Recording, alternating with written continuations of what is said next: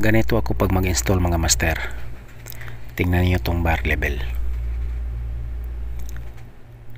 2 to 3 mm yung taas dito nga side kaysa dito para sa drainage. So tingnan nyo yung bar level, yung level talaga niya ganyan.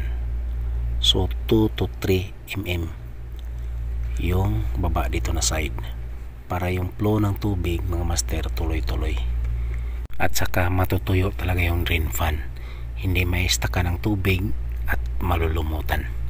So yan yung technique mga master, kunti lang, ayan 2 to 3 mm yung baba kung saan nakakabit yung drain line tulad nito. So okay lang yan mga master, hindi na yan mahalata kapag may kabit na natin yung indoor fan unit. Ayan konti lang yan mga master.